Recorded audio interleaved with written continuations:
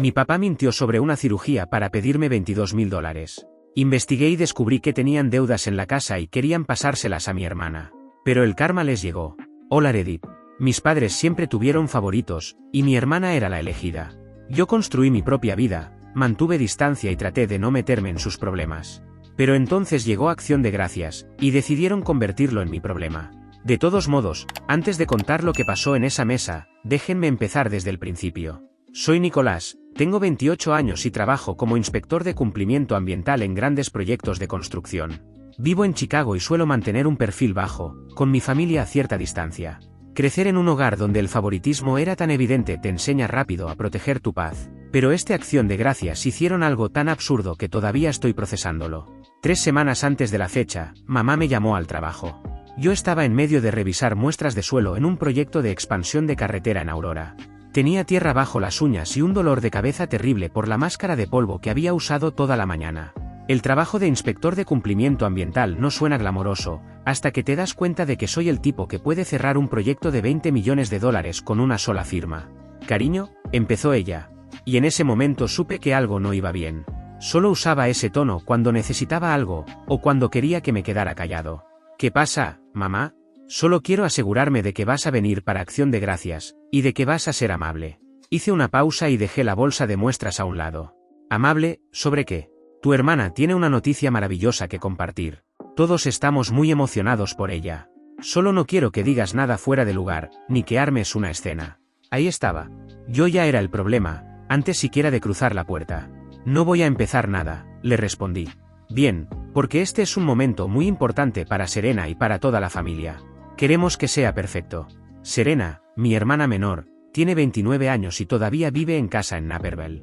Trabaja como recepcionista en una clínica dental, ganando quizá $38.000 al año. Conduce el auto que papá le compró. Usa la tarjeta de crédito que mamá paga. Nunca ha pagado alquiler ni un solo día en su vida. Estaré allí, respondí. Y vas a alegrarte por ella. Claro, mamá, dije, fingiendo entusiasmo. No me creyó.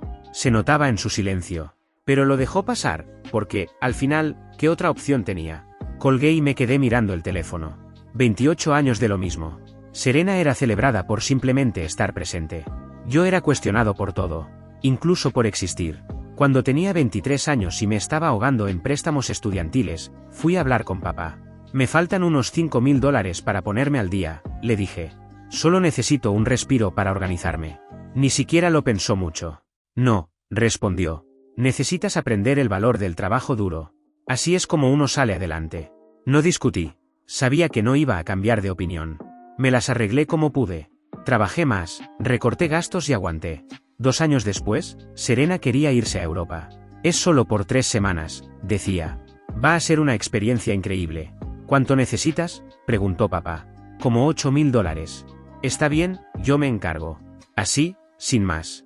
Sin lecciones y sin discursos. Ahí fue cuando entendí que nunca se trató del dinero. Si no fuera tan absurdo, hasta daría risa. Seguía pensando en eso cuando terminó mi turno de trabajo. Cuando regresé a la oficina central después de un día revisando muestras de suelo, Esteban, mi jefe, asomó la cabeza por la puerta de mi escritorio. Tiene 56 años y lleva más de 30 en esto. Ha visto de todo. Me miró un segundo. Pareces alguien que acaba de recibir malas noticias. Cosas de familia, le respondí. Asintió, sin meterse más. Por eso me caía bien. ¿Vas a ir a casa por las fiestas? Sí, le dije. Si necesitas hablar. No, estoy bien, gracias. Se quedó observándome un momento. Eres de los tipos más equilibrados con los que he trabajado. Sea lo que sea, lo vas a manejar bien. Aprecié eso más de lo que él imaginaba. Esa misma noche, de vuelta en mi apartamento en Lakeview, estaba revisando mis archivos. No los del trabajo. Los otros. Los que había empezado a reunir meses antes. Porque, en realidad, todo esto no empezó 3 semanas antes de Acción de Gracias. Esto venía arrastrándose desde mucho antes. Desde septiembre. Todo comenzó con una llamada. Papá. 19 de septiembre. 10:15 de la mañana. Yo estaba en un sitio cerca de Joliet, a punto de meterme bajo una casa para revisar los drenajes de los cimientos. Hijo, necesito hablar contigo de algo importante. Sentí como se me encogía el estómago. Alguien murió. Alguien está enfermo. Algo está mal. Necesitamos ayuda. ¿Qué tipo de ayuda? Financiera. Es mamá. Tuvo una cirugía en julio. El seguro no cubrió todo. Tenemos alrededor de $22.000 en facturas médicas. No dudé. Puedo ayudar. ¿Cuánto necesitan? Todo. Los 22.000. ¿Puedes transferirlo esta semana? Ahí fue cuando algo no terminó de encajar. Mamá había tenido la cirugía en julio, y ya estábamos en septiembre. 2 meses después. No era el tipo de cosa que se deja pasar tanto tiempo. No cuando se trata de facturas médicas. ¿Por qué esperar tanto para pedir ayuda? La duda apareció, clara, pero la aparté casi al instante. Eran mis padres. Déjame llamar al hospital, dije. Puedo organizar un plan de pagos directamente con ellos. Al otro lado de la línea hubo silencio. No un silencio normal, uno largo, incómodo, que se estiró más de lo necesario. Preferimos el efectivo, respondió al final. Nosotros nos encargamos del hospital. Y ahí fue cuando lo supe. No de golpe, no como una revelación clara, sino como una sensación que se acomodó en el pecho y ya no se movió. Papá, si son facturas médicas, pago directamente al hospital, no a ti. Su tono cambió al instante. Se puso a la defensiva. No necesitamos que nos cuestiones. Necesitamos ayuda. Entonces déjame ayudar correctamente. ¿Qué hospitales? No respondió. Colgó. Me quedé sentado en la camioneta, con el teléfono todavía en la mano, mirando al vacío durante casi 20 minutos. Después de eso, empecé a hacer llamadas. Llamé a los 3 hospitales principales de la zona, preguntando si había saldos pendientes a nombre de mis padres que coincidieran con lo que papá decía. No había nada. Ni $22.000 en facturas, ni cuentas en cobranza, ni pagos atrasados. Nada. Así que profundicé. Saqué los registros de propiedad de su casa. Me costó $65 y unos minutos después, todo empezó a encajar. Segunda hipoteca, $93.000. 4 meses sin pagar. Primera hipoteca, 56.000 restantes. 2 meses sin pagar. Me quedé mirando la impresión dentro de la camioneta, con la garganta apretada y las manos temblando. Mi padre había mentido sobre la cirugía de mamá. Había mentido para conseguir dinero. Y había mentido porque sabía que, si yo encontraba una grieta, iba a investigar. Y eso fue exactamente lo que hice. Empecé a reunir todo lo que podía obtener legalmente. Documentos de préstamos de la oficina del registrador del condado. Registros marítimos. Y ahí fue cuando encontré lo peor. Papá había comprado un barco. Una embarcación de recreo de unos 11 o 12 metros de largo. $79.000. Había puesto la casa en riesgo, por un barco. 2 semanas después, Serena publicó en redes. Gran anuncio en Acción de Gracias, acompañado de emojis de casa. Iban a celebrarla. Mientras tanto, yo ya sabía la verdad. Empecé a hacer copias de todo. Absolutamente todo. Y las fui acumulando desde entonces, durante las semanas siguientes, esperando a ver hasta dónde llegaban. Hasta que finalmente llegó el día. La mañana de Acción de Gracias salí a la carretera a las 8. El tráfico era un desastre saliendo de la ciudad en esas fechas. Podían ser 50 minutos, o 90. El chat familiar empezó a llenarse de mensajes. No puedo esperar a que todos lleguen, escribió Serena. Hoy va a ser tan especial. Nicolás, ¿a qué hora llegas? Preguntó mamá. Alrededor de las 2. Perfecto. El anuncio de Serena será a las 2:30. Todo estaba programado. Coreografiado, como si fuera una actuación en la que cada uno ya sabía su papel.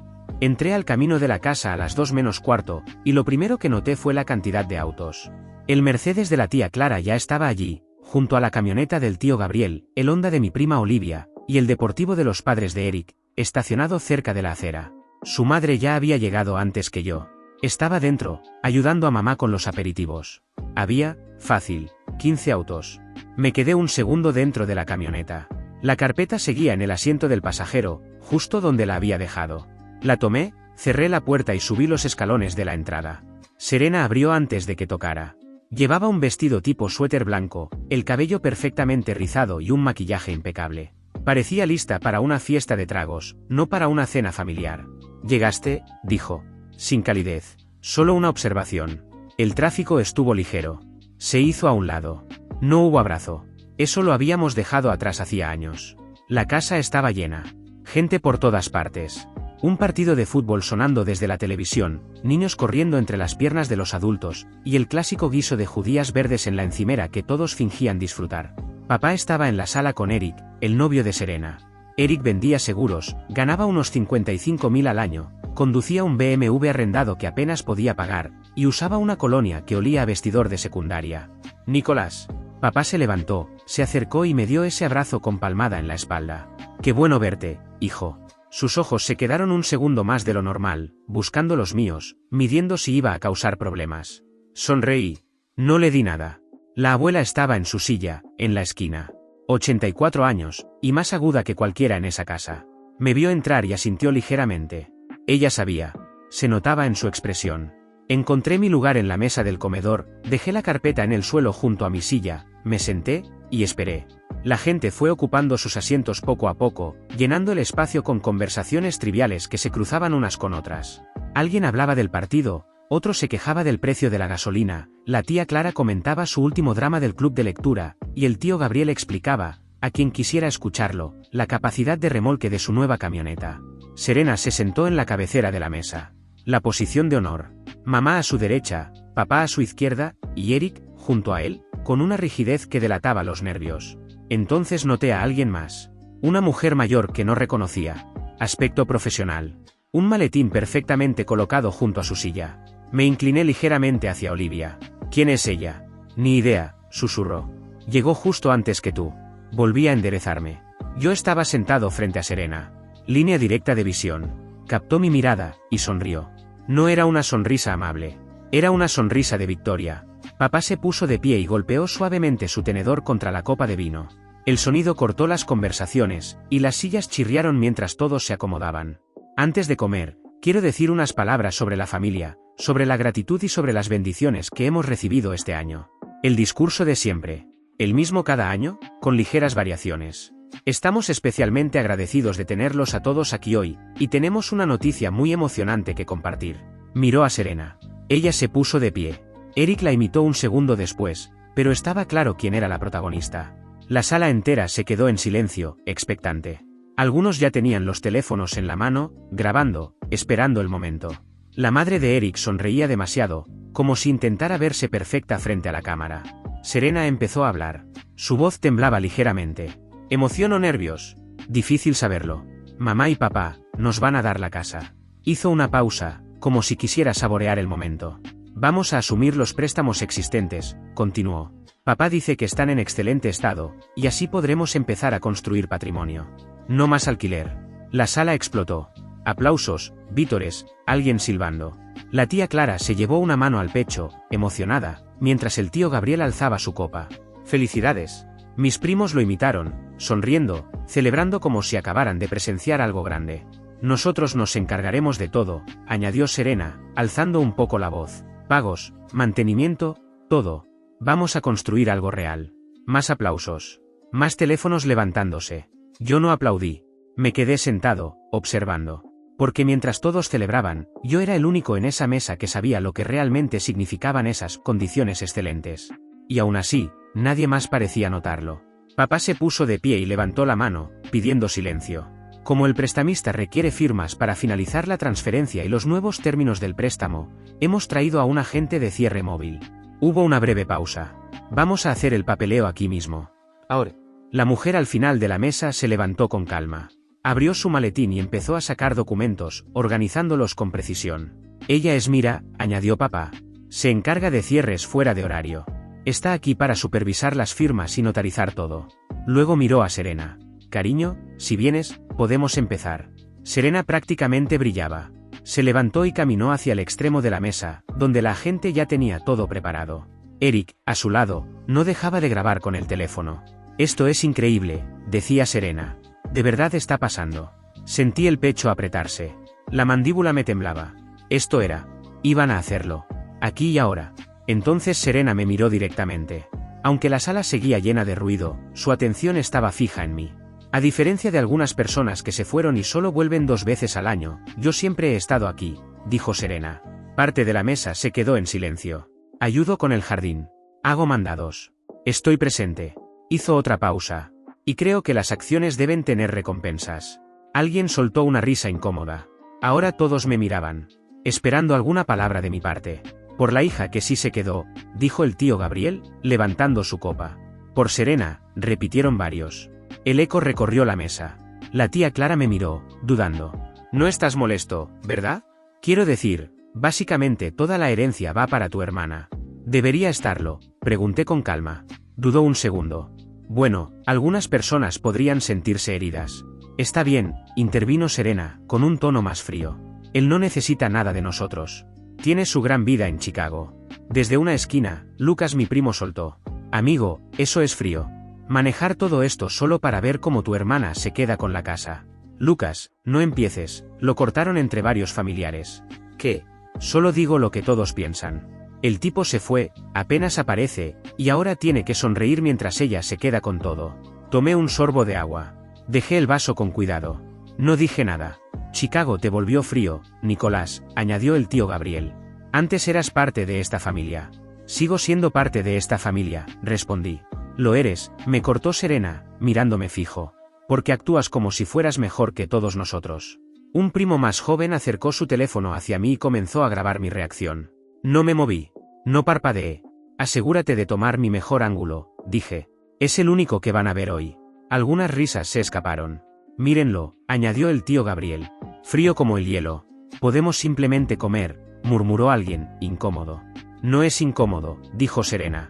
Nicolás solo está siendo, Nicolás. Él entiende, añadió mamá rápidamente. Siempre ha sido el fuerte. La tía Clara volvió a intervenir. Aún así, Víctor, esto es mucho para dárselo a un solo hijo. Serena se lo ganó, respondió papá. Ella se quedó. Nicolás tomó sus propias decisiones. Serena no apartó la mirada y me dijo. Di felicidades. Como si lo sintieras, añadió. No te quedes ahí juzgándonos. Un teléfono seguía grabando. El punto rojo brillaba. Sonríe, Nicolás, dijo mamá, suave pero firme. Serena tenía la pluma en la mano, lista para firmar. Dejé el vaso. Lo que está pasando tal vez no sea tan generoso para ti. Pero igual, si quieres que te diga felicidades, felicidades entonces. Serena notó mi sarcasmo, y me respondió. Dilo bien, replicó, molesta. Y sonríe. Como si lo sintieras. Lo hago, respondí, sin cambiar la expresión. Esta es solo mi cara cuando veo un tren estrellarse contra una pared. Un silencio incómodo cruzó la mesa. ¿De verdad estás bien con esto?, insistió la tía Clara. Estoy bien, la verdad, le respondí. También es la casa familiar de todos. Él la dejó, cortó Serena. No puedes irte y luego quejarte cuando alguien más se queda con lo que abandonaste. Eso es duro, murmuró Lucas. Es la verdad, continuó Serena. Yo me quedé y recibo la recompensa. La agente de cierre se aclaró la garganta. Para ser claros, estas firmas los convierten en responsables de los préstamos. Si desean proceder, podemos comenzar. Papá asintió. Serena dio un paso al frente. Miré a papá. Estaba pálido. Los nudillos blancos, aferrados a la silla. Papá, dije. Podemos hablar esto en privado. Ven conmigo. No se movió. No, intervino Serena. Esto se hace aquí. Mamá tensó el rostro. Nicolás, no arruines esto. Estoy intentando no arruinarlo en público, le respondí. No hay nada que discutir, dijo papá. Pero su voz tembló. Serena se giró de nuevo hacia la mesa. Ignórenlo. Siempre intenta hacer todo sobre él. Respiré hondo. Última oportunidad, dije en voz baja. ¿Para qué?, respondió Serena. ¿Qué podrías tener que decir? Me incliné. Tomé la carpeta. Bien. Entonces lo hacemos aquí. El rostro de papá perdió todo el color. Mamá empezó a temblar tanto que tuvo que dejar la copa de vino sobre la mesa. Nicolás, dijo papá, con la voz quebrada. No ahora. No ahora, repetí mirándolo. Abrí la carpeta con calma. Entonces, ¿cuándo sería un buen momento? ¿Después de que firme? ¿Firmar qué?, preguntó Eric, confundido. Saqué el primer documento. Aviso de ejecución hipotecaria. Letras rojas. El número de caso en la parte superior. Lo dejé en medio de la mesa, justo al lado del pavo. Aviso de incumplimiento, dije. Presentado el 27 de octubre. 4 meses sin pagar en la segunda hipoteca. 2 en la primera. Serena miraba el papel sin entender. ¿Qué es eso?, preguntó. Saqué otra hoja y la deslicé junto a la primera.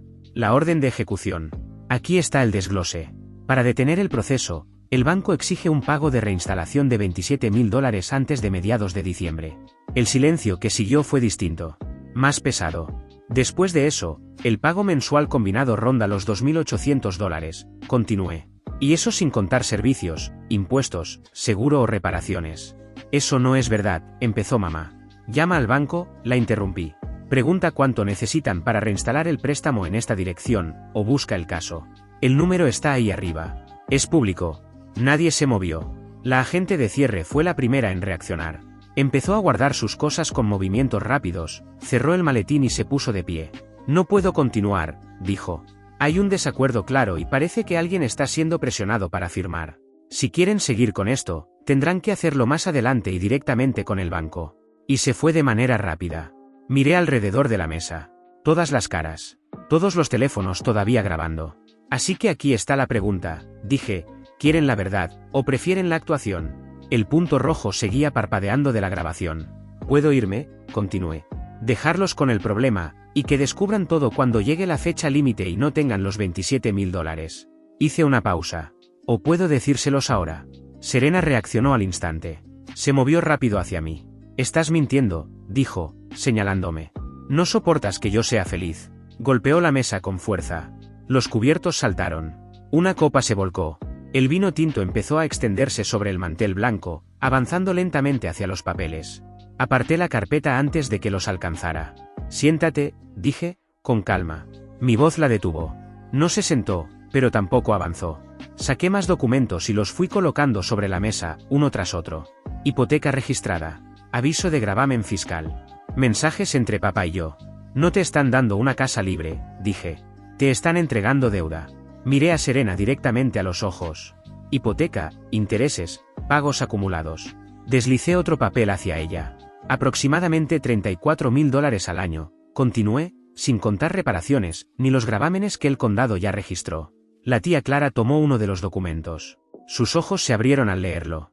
Víctor, esto es real. Levantó la mirada hacia papá. ¿De dónde salió todo esto? El silencio fue inmediato. Papá tragó saliva, pero no dijo nada. Oficina del registrador del condado, respondí yo. Son registros públicos. Hice una pausa breve. $65 para conseguirlos. Eric, el novio de Serena, dio un paso atrás, procesando todo. Espera, Serena, dijiste que los préstamos estaban al día, que eran manejables. Nunca mencionaste incumplimientos ni pagos de reinstalación. Están al día, balbuceó Serena, mirando a papá. ¿Verdad? Dijiste que estaban en buen estado, que solo teníamos que firmar la transferencia. Papá no respondió. El tío Gabriel tomó el aviso de ejecución hipotecaria. Su expresión se endureció mientras leía. Aquí dice que están meses atrasados. Aviso final. Eso no puede ser, susurró mamá. Está fechado el 27 de octubre, añadió alguien. Volví a mirar a Serena. Ganas 38.000 al año. Eric, unos 55. En conjunto, neto, quizás 70.000. Hice una breve pausa. Solo mantener esta casa les consumiría la mitad de sus ingresos. No quedaría nada para una boda, ahorros o emergencias. La boca de Olivia, mi prima, quedó abierta. ¿Iban a engañarla? A atraparla, corregí. El rostro de Eric se enrojeció. Me dijiste que la casa estaba en buen estado. Que íbamos a construir patrimonio, no a enterrarnos en una ejecución hipotecaria. Pensamos que podríamos ponernos al día, dijo papá, débilmente. ¿Basado en qué?, pregunté. ¿Qué cambió? ¿Qué les hizo creer que ahora podían manejar una deuda que llevan meses sin pagar? Nadie respondió. Eric tomó su abrigo. Me voy. No voy a ser parte de esto. Eric, espera, gritó Serena, corriendo tras él. Sus tacones resonaron contra la madera. Por favor, podemos arreglarlo. La puerta principal se cerró de golpe. Sus padres lo siguieron, discutiendo en la entrada. 30 segundos después, Serena volvió. El rímel corrido. El labial manchado. Tú hiciste esto, me señaló. Arruinaste todo. No arruiné nada, respondí con calma. Solo leí lo que estaba escrito, y creo que deberías estar agradecida de que te haya mostrado la verdad. Los padres de Eric regresaron. El rostro de su madre era de piedra. No quiere hablar con nosotros. Dice que necesita espacio. Luego miró directamente a mis padres. ¿De verdad iban a hacerle esto a nuestro hijo? Pensamos que podríamos resolverlo, dijo mamá, débilmente. ¿Resolver una ejecución hipotecaria? Deuda compartida, intervino alguien desde la mesa. Fue entonces cuando la abuela habló por primera vez. No levantó la voz, pero su tono atravesó todo el ruido. ¿Desde cuándo comenzaron esta estafa? Frunció ligeramente el ceño, mirando a mis padres. Ya habían intentado hacer esto antes, ¿y alguien dijo que no? Sus palabras hicieron que varias miradas se cruzaran en la mesa.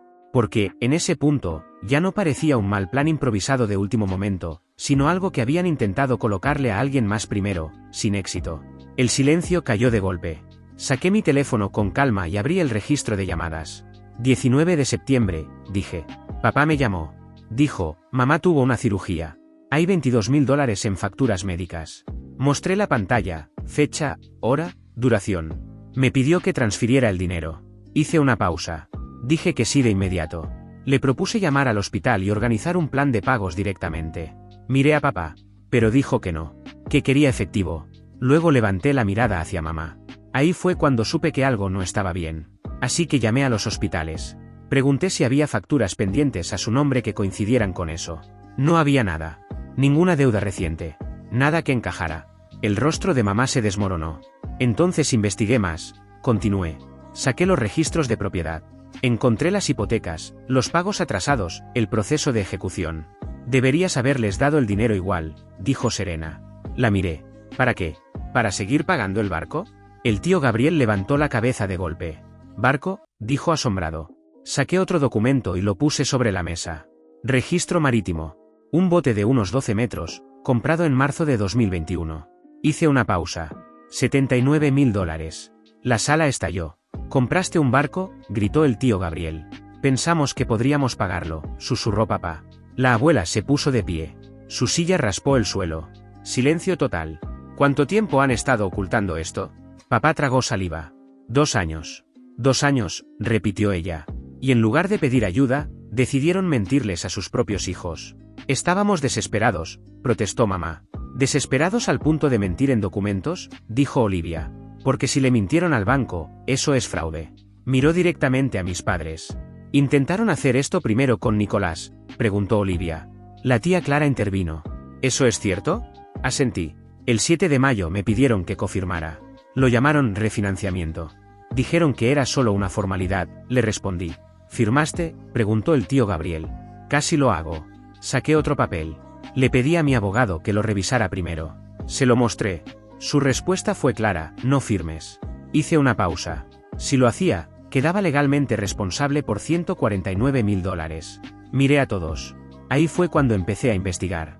Serena se giró hacia mí de golpe, con el rostro encendido de rabia, y me señaló sin dudar. Todo esto es tu culpa. No respondí. Simplemente cerré la carpeta con calma, ignorando sus palabras, como si ya no tuvieran peso. Antes de que pudiera decir algo más, Serena, la tía Clara intervino. Se inclinó ligeramente hacia ella y con un tono firme que no dejaba espacio para discusión, la hizo callar. Deberías agradecerle a tu hermano, dijo. Te acaba de salvar de años de desastre financiero. No todo el mundo tiene a alguien dispuesto a arruinar una cena de acción de gracias para protegerte. Serena no respondió. Se quedó en silencio, pero la rabia seguía marcada en su rostro, contenida, sin desaparecer. Miré a mi tía y asentí levemente, en señal de agradecimiento. No había mucho más que decir. Así que tomé la carpeta, me levanté y me fui sin despedirme demasiado, dejando atrás el murmullo de la familia y una cena que ya no tenía arreglo. 3 días después, papá apareció en mi trabajo. Esteban, mi jefe, se acercó a mí con una expresión seria. Tu padre está en recepción, dijo. Dice que hay una emergencia familiar. No respondí de inmediato. Solo asentí y fui para allá. Lo encontré esperándome. En cuanto lo vi, algo me llamó la atención. Se veía pequeño. Más de lo que lo recordaba. Necesitamos hablar, dijo. Esteban, que había seguido la escena desde cierta distancia, entendió todo al instante.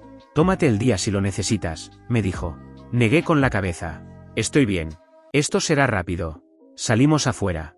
El viento frío nos golpeó apenas cruzamos la puerta. Papá no perdió tiempo. Tienes que arreglar esto, dijo. Hay una detective, está investigando, está hablando de fraude. Lo miré sin cambiar la expresión. No es mi problema. Somos familia, insistió. No haces esto a la familia. Sostuve su mirada.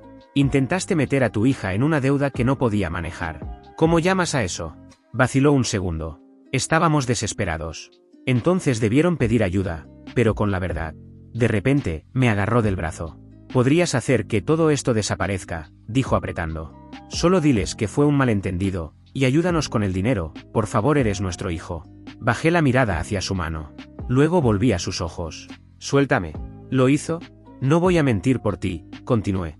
Lo que pase ahora, es consecuencia de tus decisiones. Su expresión se tensó. Tu hermana no come, no duerme y está medicada. Lo miré un segundo más. ¿Por haber estado a punto de arruinar su vida, o porque Eric se fue? Ambas, me respondió. Asentí levemente. Entonces debería agradecerme. El silencio se quedó entre los dos por un momento. Y deja de venir a mi trabajo, añadí al final. Si necesitas algo, envía un mensaje. Yo decidiré si respondo. No esperé respuesta. Me di la vuelta y entré. Esteban seguía cerca, como si hubiera estado pendiente todo el tiempo. ¿Todo bien?, preguntó. Cosas de familia. Asintió con calma. No hizo más preguntas, no hacía falta. Por la forma en que me miró, supe que entendía más de lo que yo había dicho. A mediados de diciembre, la ejecución hipotecaria siguió su curso. Días después, Serena me escribió. He empezado terapia. Dice que fui condicionada a aceptar manipulación, que confundí favoritismo con amor. Supongo que es mejor darme cuenta ahora que nunca. ¿Podemos hablar cuando estés listo? No respondí de inmediato. En Navidad no fui a casa.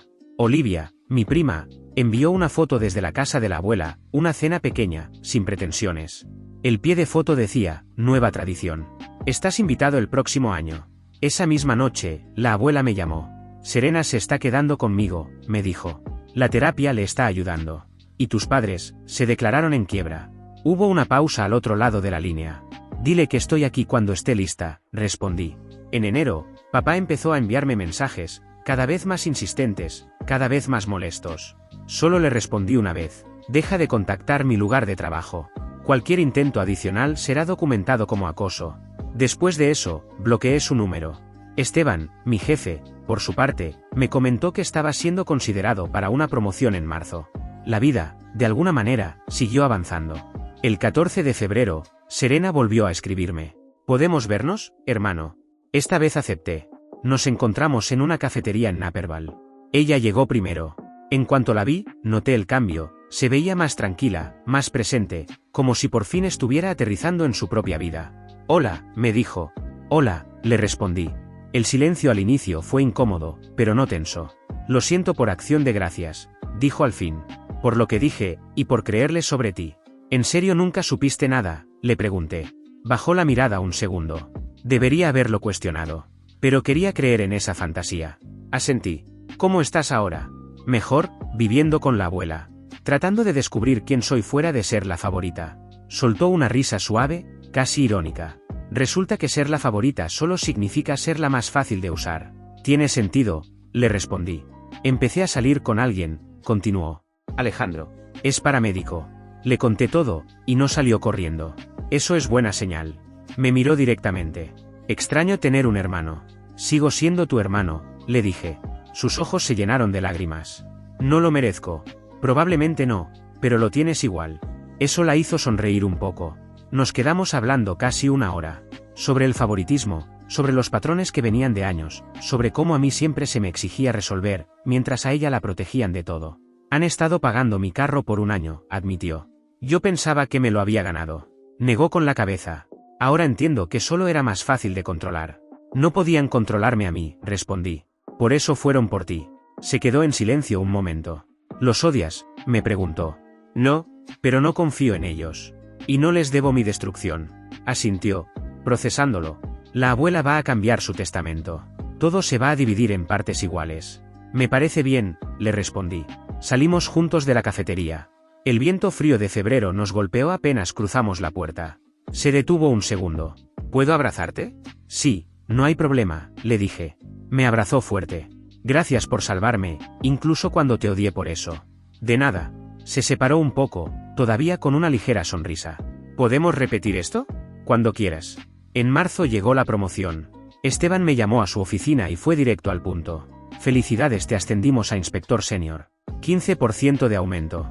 Asentí y agradecí con un gracias. Él se recostó ligeramente en la silla, observándome con esa calma de siempre. Te lo ganaste. Has cambiado este año, estás más enfocado. Lo que sea que hayas estado enfrentando, se nota. Agradecí con un gesto y salí de la oficina. La primavera llegó casi sin darme cuenta. Estaba trabajando en un proyecto en Oak Park cuando mamá llamó. Dudé un segundo antes de contestar. Nicolás. Su voz sonaba distinta. Más baja, más frágil. Necesitamos hablar. Tu padre y yo hemos estado yendo a terapia. Queremos disculparnos. De verdad. La dejé terminar sin interrumpir. Bien, respondí. Hubo un pequeño silencio. ¿Podemos verte en persona? ¿Por qué?, le pregunté. ¿Por qué te lo debemos?, dijo. Porque estábamos equivocados. Me quedé en silencio unos segundos, mirando el sitio de trabajo frente a mí. Lo pensaré. Por favor, tu padre ha cambiado. Lo pensaré, ya te dije, y colgué. Esa misma noche llamé a la abuela. Mamá quiere reunirse, le dije. Dice que están en terapia. Lo están, respondió. Yo estoy pagándola. Es la condición para ayudarlos. ¿Crees que han cambiado? Hubo una pausa larga. Creo que tienen miedo. Y eso no es lo mismo que cambiar. Asentí, aunque ella no pudiera verme. ¿Debería verlos? Es tu decisión, dijo. Pero si lo haces, que se lo ganen. Gracias, abuela. Colgamos. Al final, decidí no reunirme con ellos. Tampoco respondí a los mensajes de mamá. Me mantuve el límite. El 18 de mayo, 6 meses después de Acción de Gracias, recibí un mensaje de Serena. Cena familiar en casa de la abuela este fin de semana. Quiere que estemos todos, incluyéndote. Incluyéndolos. Dice que ya es hora. Lo leí un par de veces antes de responder. No estoy interesado. La respuesta llegó casi de inmediato. Lo sé, pero es la abuela. Tiene 84. Me quedé mirando la pantalla unos segundos. ¿Por ella? Sí. Suspiré. Lo pensaré. 2 días después, volví a escribirle. Iré. Pero si esto se sale de control, me voy. Sí, ok, no hay problema, me respondió. El sábado por la tarde llegué a la casa de la abuela. Fui el último en hacerlo. Me quedé un momento dentro de la camioneta, con las manos sobre el volante, preguntándome si realmente valía la pena. Luego salí. La abuela abrió la puerta antes de que tocara. ¿Viniste? Tú lo pediste. Sonrió apenas. Gracias, me dijo. Me abrazó, y antes de soltarme, añadió en voz baja. Mantén la mente abierta, pero no aceptes basura. Asentí y entré. La sala estaba organizada casi como una mediación. La silla de la abuela al frente, marcando el centro. Serena estaba sentada junto a Alejandro, Olivia con su novio, el tío Gabriel y la tía Clara ocupaban el otro sofá. Y al fondo, juntos en un sofá pequeño, mamá y papá. Se veían distintos. Más pequeños. Más cansados. Papá había perdido peso. Ambos levantaron la mirada cuando entré. Papá hizo el intento de ponerse de pie. Siéntate, dijo la abuela. No levantó la voz, pero no hacía falta. Papá obedeció. Yo elegí la silla más alejada de ellos, junto a Serena. La abuela tomó su lugar y miró a todos con calma. Estamos aquí porque esta familia está rota. Hizo una breve pausa. Y las cosas rotas, o se arreglan o se tiran. Sus ojos recorrieron la sala. Yo soy demasiado vieja para tirar a mi familia. Así que vamos a arreglarla. Nadie dijo nada. El silencio era pesado, pero necesario. Víctor y Lidia, continuó. Tienen cosas que decir. Díganlas. Papá se aclaró la garganta. Cuando habló, su voz temblaba. Nicolás, te debemos una disculpa. Una real. No respondí. Solo esperé. Intentamos usarte, continuó. Y cuando no lo permitiste, intentamos usar a tu hermana. El silencio volvió a caer. Pusimos nuestros problemas sobre nuestros hijos. Y eso estuvo mal. Mamá ya estaba llorando y dijo. Nos estábamos ahogando, dijo. La deuda, la casa, el barco. Papá retomó la palabra. En lugar de pedir ayuda, intentamos manipularlos. Hizo una pausa, bajando la mirada. Hemos estado en terapia durante 5 meses. Tratando de entender por qué hicimos esto, la presión, la vergüenza, el miedo a admitir que habíamos fracasado. Respiró hondo. Nos declaramos en quiebra. Lo perdimos todo. El silencio que siguió fue distinto. Más pesado. Y eso, es lo que merecíamos. Mamá levantó la vista entre lágrimas. Tú no nos hiciste esto, dijo. Nosotros nos lo hicimos. La abuela me miró. ¿Tienes algo que decir? Respiré hondo. No solo intentaron usarme. Intentaron destruirme. Silencio total. Y cuando no los dejé, quisieron destruir a alguien más. Miré a mis padres. Papá ya estaba llorando abiertamente. Llamaste a mi trabajo. Apareciste sin aviso. Intentaste hacerme ver como el problema, por decir la verdad. Lo sé, susurró. Negué con la cabeza. Así que no, dije al final. No acepto sus disculpas, todavía no. El rostro de mamá se quebró al instante. ¿Qué tenemos que hacer?, preguntó, con la voz rota. Sostuve su mirada. Demostrarlo con acciones, no con palabras. Arreglen su vida. Construyan algo real. Papá asintió levemente, como si ya esperara esa respuesta. ¿Cuánto tiempo nos das? Negué con la cabeza. El que haga falta. No les debo un plazo. Antes de que el silencio se hiciera más pesado, Serena intervino. Han estado intentándolo, dijo.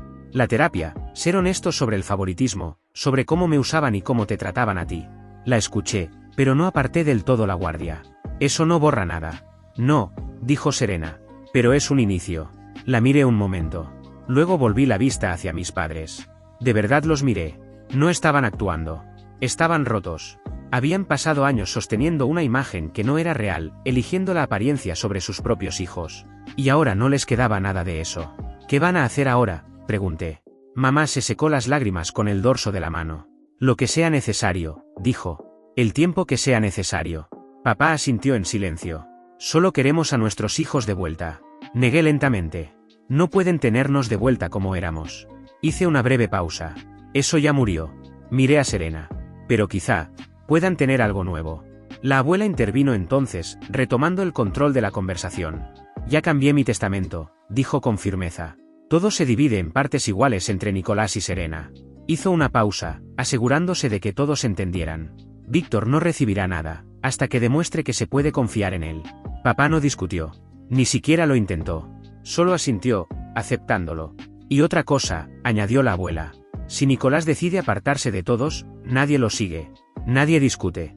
Nadie lo hace sentir culpable. El silencio volvió a llenar la sala.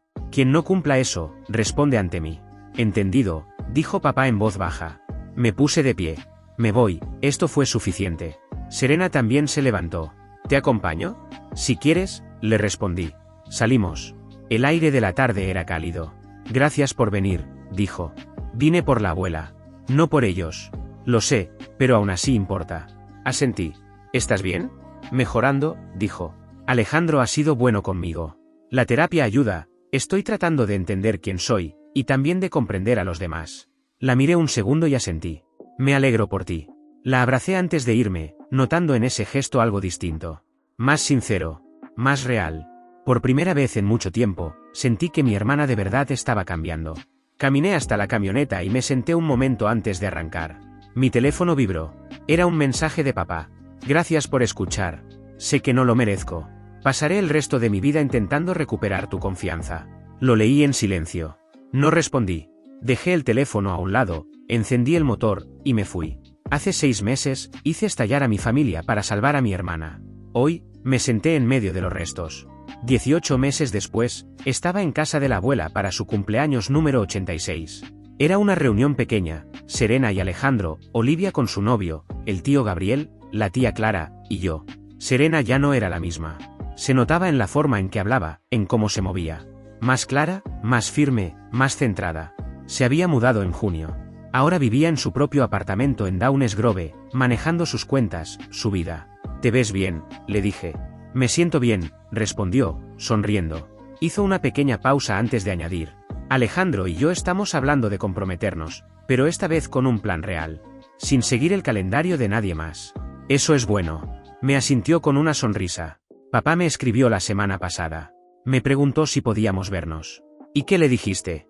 «Que quizá, cuando esté lista». Me sostuvo la mirada un segundo. «¿Y no se han contactado contigo?», me preguntó Serena. Negué con la cabeza.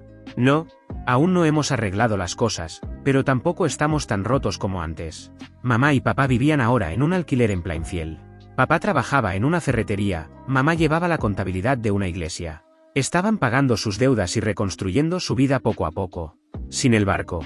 Sin las mentiras. Lento, pero real». La abuela nos llamó a la mesa. «Es hora del pastel». Mientras cantábamos, mi teléfono vibró. Número desconocido.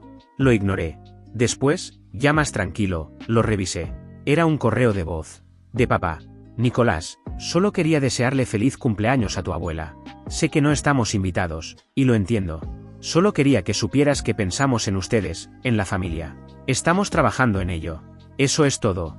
Espero que estés bien». Lo guardé. No lo borré. Pero tampoco respondí. Quizá algún día. No hoy. Guardé el teléfono y volví adentro. Serena se reía de algo que había dicho Alejandro. La abuela servía más pastel, insistiendo como siempre. Me quedé un momento mirando la escena. Y pensé, esto era suficiente. Tomé otra rebanada y me senté. Sin mirar atrás. Solo hacia adelante. Gracias por ver. Si aún no te has suscrito, por favor hazlo y activa la campana de notificaciones para mantenerte al día con más historias impactantes de la vida real que suceden a tu alrededor.